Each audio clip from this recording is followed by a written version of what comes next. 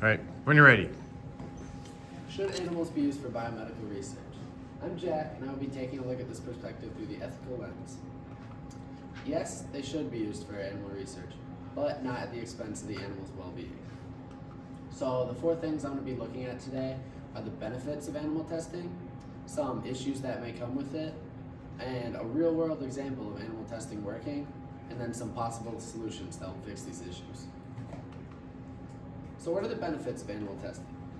Animal testing provides accessibility to new medicines and treatments that would otherwise be hard to get through other means of experimentation.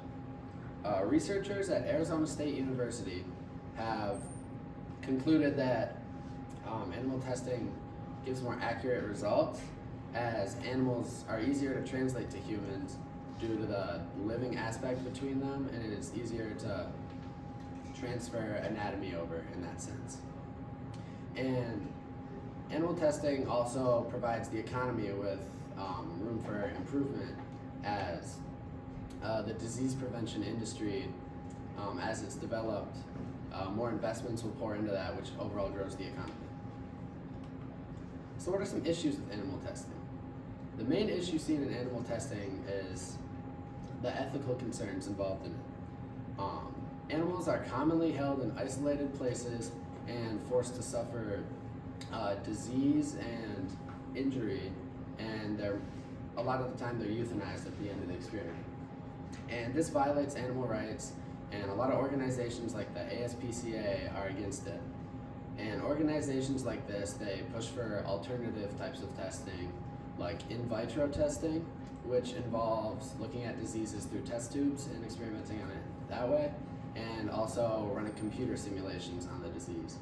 And both of these take out the living aspect of it, seen that the Arizona State University professors talked about. A real-world example of animal testing working is in Ethiopia, where vervet monkeys carrying the disease leishmaniasis, which is a parasitic disease that causes rash and extreme fever, they were experimented on to help make a leishmaniasis vaccine, which helped save lives across all of Africa. And developments like these in Africa have led to new legislation being pushed for ethical standards being set within animal testing in Africa. So what are some possible solutions to help fix the issues with animal testing?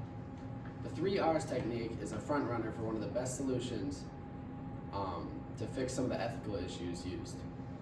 The first R, replacement, involves limiting the use of animal testing to only when it is necessary. The second R, reduction, limits the amount of animals used within animal testing. And the third R, refinement, focuses on improving the welfare and conditions of these animals.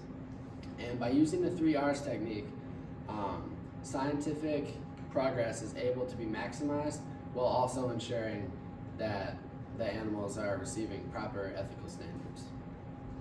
And setting these ethical standards in the workplace is essential, because it is able to be kept with the 3 R's technique. Okay. Hey Jack, a couple of questions. Excuse me.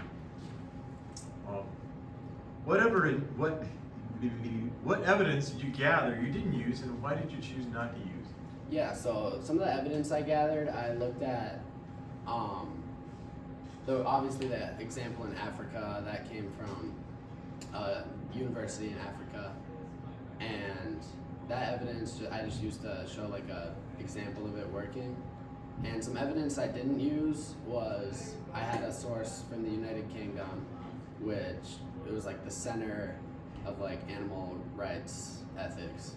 And I chose not to use that one because it didn't really fit with like the focus of my essays. It kind of degraded animal testing. Okay.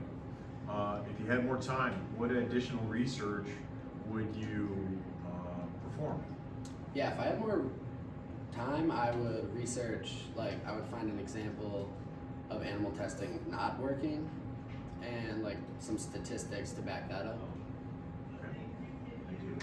All right, a round of applause.